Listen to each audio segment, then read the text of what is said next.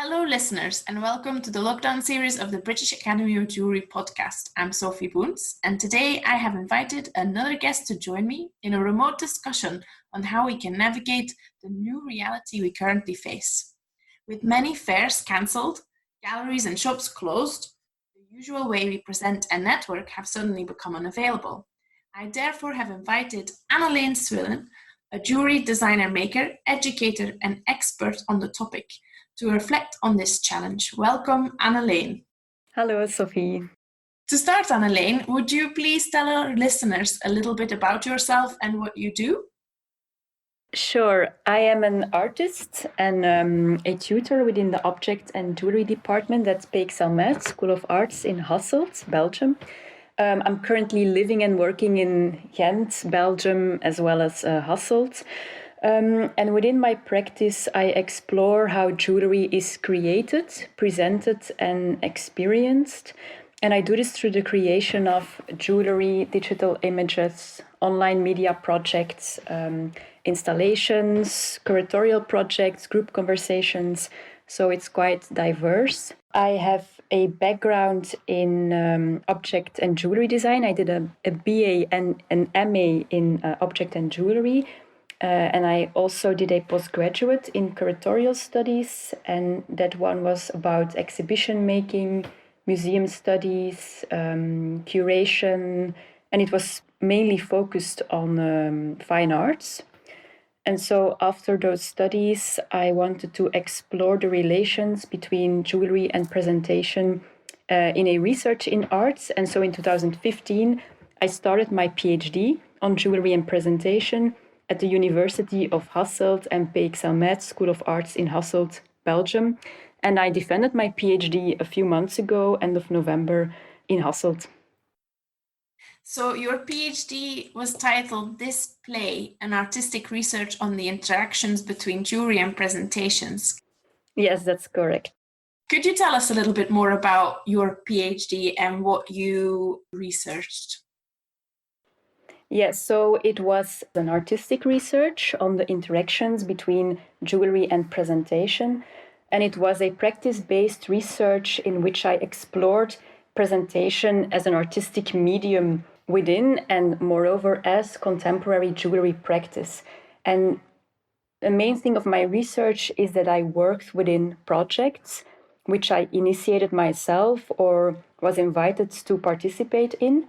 And these projects ranged from making work within the context of an exhibition, collaborations with other artists and curators, creating site-specific pieces, since locations often serve as starting points for my work.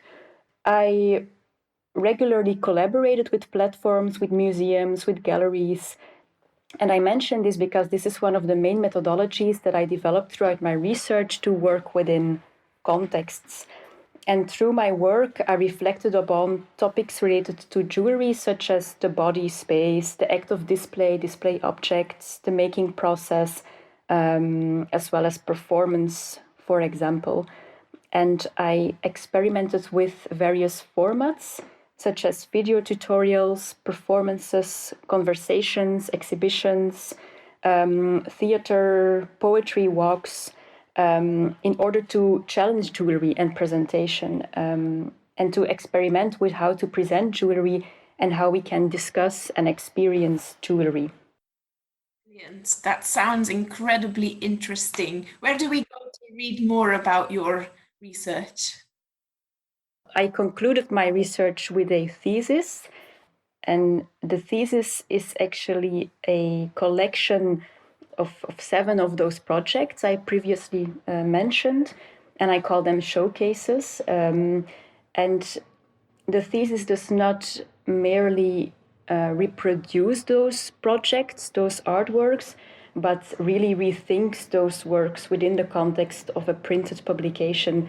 And those 7 projects are reflected upon an experimentally written text, as well as a poster that is in line with the concept of the project. A lot of the projects I did were online media projects. Most of those web links are still available online, so I will share a few of those links, and then people can have a look at a few of the projects I did during my research. Brilliant. So, as I said, we are all in lockdown. Many of us don't have access to our jobs. We're not allowed to leave our houses. Many fairs have been cancelled. All galleries and shops, or nearly all galleries and shops, have been closed. The options to present our work in exciting locations have drastically been reduced. Can exhibiting be done differently under these restrictions? Well, it's true that this period confronts us with many difficulties in various aspects, among which showing and selling work. But I strongly believe that this situation also offers a lot of opportunities and challenges us to be creative with our workspace, with materials, with tools. And we also have to search for alternatives and come up with solutions for showing our work, for selling our work. And I think that it's precisely from working with those limitations that exciting and interesting things arise, inspired by the crisis we are currently confronted with. So, in terms of exhibiting, I do see some options. First, it might be an idea to rethink a physical exhibition for online media. But I also want to mention that it's important to keep in mind that digital presentations offer a very different experience than physical presentations. Browsing and scrolling through images on your computer or your smartphone happens in a very different rhythm. You engage very differently with what you are seeing. It's a different way of visiting an exhibition. It's more a landscape of impressions that you are continuously rearranging by adding and closing tabs. So in a certain way, multiple things are going on simultaneously. And it's also a very different space you are in when you are watching those exhibitions or those works. You can access them online in your own home, behind your desk or in your couch. You can see those works, those performances, theater shows, opera, and the environment of your own home is completely different than the context of, let's say, a gallery or a museum space or an art space. So I think that are all things that should be kept in mind when you're thinking about making a virtual exhibition or translating a physical exhibition to a virtual one. That's why I also believe it's not necessary to make every exhibition that would currently be on in a physical space now virtual, or to show every physical piece that was going to be shown in a gallery, for example, to show it online. I think you should really ask yourself, what is the work? What is the work about? What is the concept of the exhibition? What is my aim? Who is my public? And then starting from those questions, decide what the medium and what the context should be. And it might also be an idea to even postpone the exhibition or have it run longer. But I also realize that it's not that easy for institutions because they usually decide upon their program 1 or even 2 years in advance. So it might not be that easy to just move an event to the fall because there will be other things happening already. You say that there are, of course, now an increased opportunity or an increased demand, perhaps, for some virtual exhibitions and presentations. Do you know of any tips before you embark upon presenting virtually? Yeah, I think that we can learn a lot from artists and curators that have been working online for quite a while now. So, for example, The Wrong is worth mentioning in that aspect. The Wrong is a collaborative platform that promotes and creates digital culture. They have been organizing an entire digital biennial for some years now. And I think it's interesting to refer to them in this context because they really think from and within online media as a context for the exhibitions and the works they are showing. So we can have a better look at those organizations and ask, okay, what can we learn from these kind of organizations who have been focusing on online media for a while, and in whose practices online media has played a central role. And I'm also thinking about there are more and more jewelers that use social media, for example, to show their works, their making processes, even to sell their works.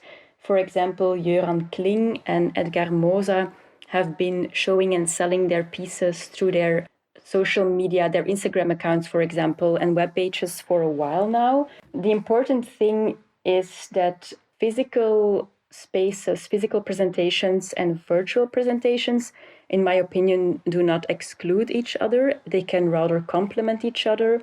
They have an influence on each other, of course, but the combination of them can show different aspects of an artist's practice. And I think this is where it becomes really interesting. Because I have the feeling that some people think that when artists use their own Instagram accounts to show their works, it might be seen as competitive to a gallery space, for example. They can enrich each other and they can show various facets of an artist's practice. So these are, I think, the practices that have been dealing with online media for a while are also interesting to be inspired by during these times. And then referring back to what we were discussing before about experimenting with things during these times, I think now might be the time to experiment with photography. This is something you can easily do from home. You also don't need a very fancy camera. You can use your phone. And you can experiment with making images, with making pictures of your work, which of course can be very truthful. You can show how a piece is worn. You can show the dimensions by putting something in the background that is recognizable and that people can see, okay, it's this small or this big. But I would very much want to encourage people to do something with photography that you wouldn't be able to do with material pieces and physical spaces, because it offers a lot of opportunities to manipulate the pictures and to also distribute pictures online in just a few clicks. Besides social media, I also wonder with what solutions artists and curators will come up with to show works in physical spaces, to make physical presentations in these days while still adhering to the regulations. And we can be very creative with that. I was wondering, it might be a possibility to wear one or even a lot of pieces of jewelry when you go outside walking or jogging. Maybe you can make an exhibition in your home for the people you live with. Maybe you can develop a mobile presentation, or you can make a composition in your window, or you can send pieces by mail, but then I guess it would not be that good for the environment. So those things are also important to think about. But next to the virtual opportunities that there are, I'm very curious to discover projects people come up with that deal with what we can't do right now and adapt in a certain way. Okay, that's actually a really nice idea. Maybe we'll launch a hashtag when the recording goes live that all listeners can take part in posting and participating in this challenge to try and reinvent the way we present our jewelry whilst in lockdown.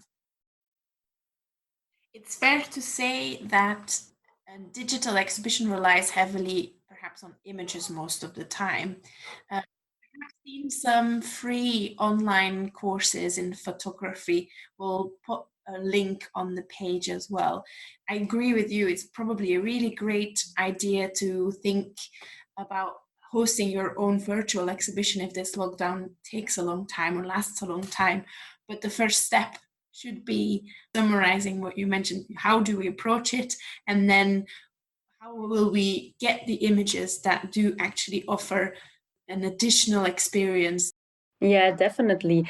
I think the images on a white background are fine, but I think photography offers so much more opportunities to do crazy things. So this would be the time to experiment some more with that. And if you like, also show it online. Why not? You have your own Instagram page with lots of images where you test this theory. I would recommend everyone to have a look at your Instagram page because it's really remarkable as an inspiration. You've mentioned some sources of inspiration. Are there any others that we should get to be inspired by? I'm currently quite inspired by the lockdown logbook from Collateral Journal. This is an online journal that provides a space for reflection and engagement. And this logbook is a collective project in which authors, academics, artists, and art students from diverse disciplines address this corona crisis, and they reflect upon its consequences, the conditions, the constrictions, and each of them put in a daily contribution. And all these daily contributions, they almost document the life in times of COVID-19. And these contributions, they can be texts, poetry, it can be photography, drawings, games. And I regularly look at them and I think they are very poetic, often both humorous as well as a bit tragic. A lot of them are very recognizable as well. So this is a nice active archive of reflections on the current situation all of us are in. I have also been checking out what some of the contemporary jewelry platforms are doing. And AGF, for example, hosts online studio visits with their AGF Young Artist Award finalists. Klimt has made all its online content available to access. They also show a lot of work that was supposed to be shown during Munich Jewellery Week, for example. So people still are updated about things that are happening in the field and recent projects and works by artists. The Crafts Council made all their magazines free to access. So there is a lot of study material, so to speak, available online and a lot to discover in terms of texts, in terms of works, images. So I think there is a lot to be inspired by as well and to stay informed and to learn.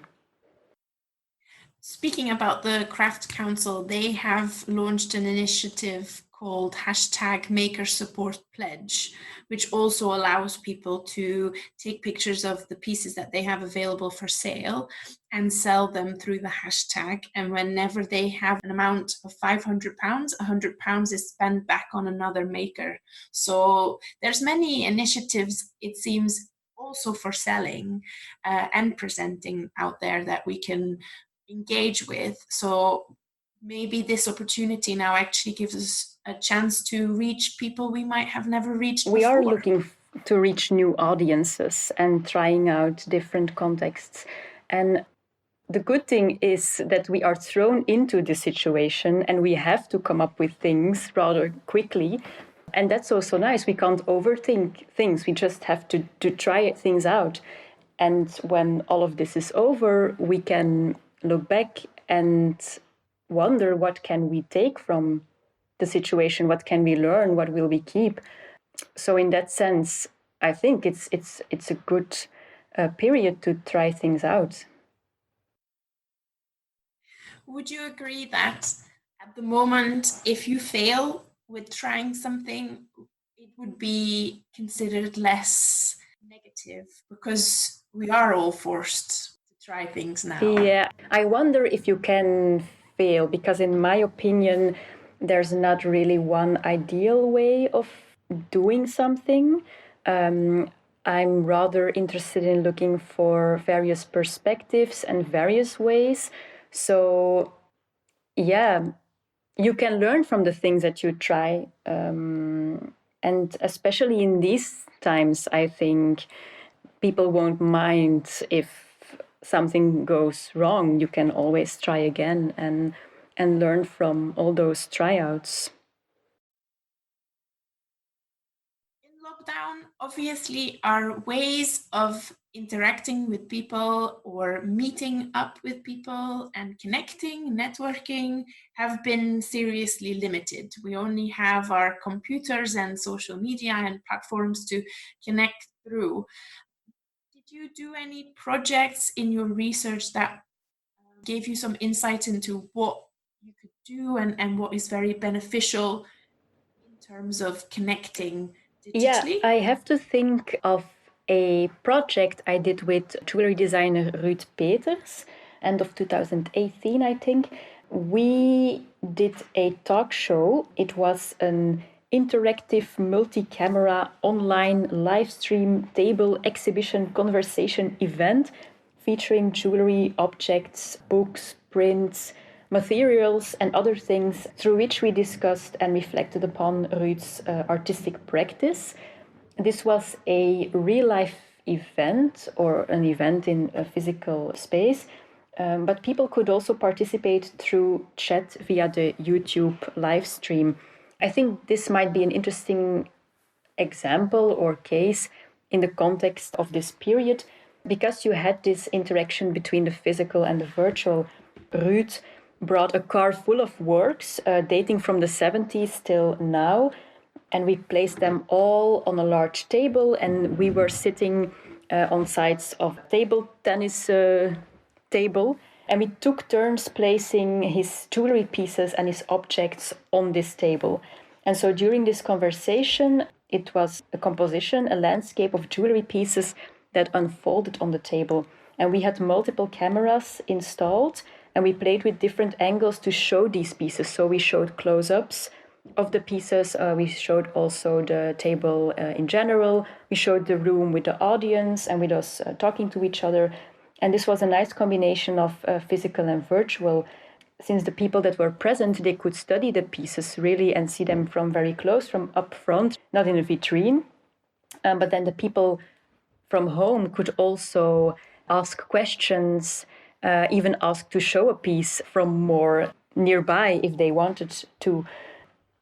And this was a well-prepared event, but it also offered possibilities during the event to improvise and to really play with the format. And I think that's very important to keep that in mind as well, to be flexible with the things, the events, the formats you are working with.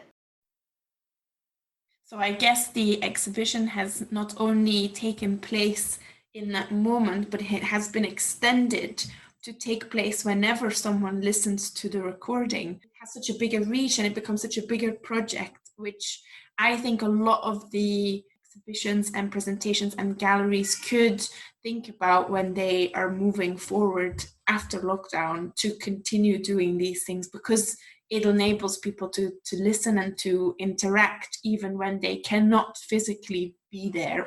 So it actually creates a really interesting play between the real benefits of being there and then the virtual. Yeah, that was really the case to reach people internationally. And the recording is still available on YouTube. I will provide you with the web link. I have been organizing quite some group conversations during my research, and I always hope that those conversations offer starting points on next conversations and that people will meet each other, and that in this way the conversation can go on in real life but also online. So I hope it really worked in that way. And it can still work in that way because it's still accessible. So people now could still reach the recording and comment on it, actually.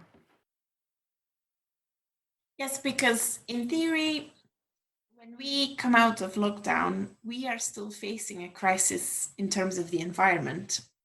So reducing our travel and ensuring that we think differently about things to benefit the environment is something we should do from now on moving forward, well, at all times. So perhaps your take on that exhibition or that moment, that presentation, allowed people to engage from everywhere in the world. So when we return to work and our daily lives, which hopefully will happen very soon, is there anything that we can take away from this time in lockdown in relation to the way we present work, maybe also specifically in relation to what you discovered during your research? Yeah, I think it's especially to learn from the things we are experimenting with during this period, to take things from that and to develop things further. Of course, it has been inspiring for some people and also has been blocking for others. So not everyone has to be super productive. It can also be a time to be reflective about things, to get new ideas, and then post lockdown period make it happen. So I think all of us still have a lot of questions on various aspects, among which the showing and the selling. I'm very curious to discover what artists and curators and gallerists and museums will come up with during the following weeks and months, and how that will develop the things that will happen post Corona and post lockdown. I'm sure exciting ideas and projects will arise, or like alternatives or solutions, which we would never have thought of if this situation didn't happen. So I guess to learn from all of that and to see how the field reacts to the situation, responds and adapts. In terms of presenting in a non-lockdown scenario, so if you have an exhibition or you're part of a gallery, there is some real benefits to this way of presenting. Did you find any of those in your research, or do you give us some ideas of what you think are the real benefits of presenting in such a way? My own practice became more and more performative. Gestures, movements, actions became very important elements of my work. The work is created and gains meaning in the interplay between materials, actions, and spaces. And in that way, I explore different possible functions, interpretations, depending on how things are used and displayed. And the importance of transformation is also evident there. So my presence, as you also will see when you have a look at the Instagram account, actions, as well as the experiences and participation of others, played a crucial role, since the work is not only the visual and the tangible artifacts as the output of or the final phase, but really the interplay between locations, persons, objects, moments. And I really wonder what practices that focus on performance, on collaboration, on the body, how they will further develop during these weeks and months. Those elements can be really important. But I also believe that online media does not exclude the body, for example. It's also possible to work with images in a certain way that you can really communicate something about touch, about wearing, about textures. So we should not see physical and virtual as separate or as spaces that exclude each other, since in our times they are completely interwoven. And I also consider the blend of those worlds, spaces, as something that will be happening more and more in the physical spaces, the galleries, the museums as well.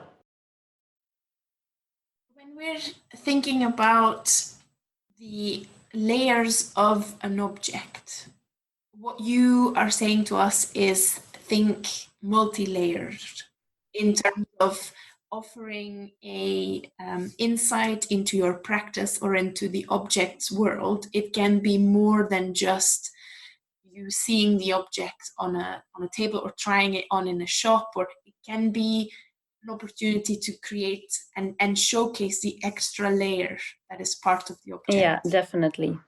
To me, it's all about experiencing and showing different perspectives and experimenting with media and with formats while doing so. So you are also in lockdown, Anneleen. What are you doing to keep busy? Yeah, we are also in lockdown here. To me, this has been a time for reflection. It has only been a few months since I defended my PhD, so I'm still reflecting upon that a lot. And especially now, there is more time to think, to read, to watch movies. So that, but most of all, I'm still teaching, and I'm figuring out how to deal with the long distance education, how to come up with lockdown proof assignments. Now the students don't have access to the workshop in our university, but have to work from home. So it has been a very interesting experience for us tutors, as well as for the students, how they can make it work. And also in figuring out how we can guide them, how we can give them feedback via Skype sessions, via shared online documents, and so on. So the reflection and the teaching have been things I have been working on, as well as preparing a research proposal for a next project, which is quite exciting, but which I cannot say anything more about yet. Completely understand. Okay, I think it's fair to say there are still many opportunities for jewelers to network and present in these challenging times, but that there are still benefits in presenting in traditional ways, which hopefully we will be able to resume to at some point in the near future. Using this lockdown to reflect and continuing the practice of evaluation and reflection even after the lockdown, I think would be incredibly valuable for all of us. I would like to thank you very much for joining me to brainstorm on the topic, Anneleen, of presentation. I look forward to seeing what you will go on to doing next. Please do let us know. And thank you so much. Thank you. Next week, I will be joined by another guest, so watch this space to find out who it is. For now, this was Sofie Boons for the lockdown series of the BHA podcast titled Virtual Presenting in Lockdown in Conversation with Anneleen Swillen. I wish you a good rest of the week. Thank you for listening.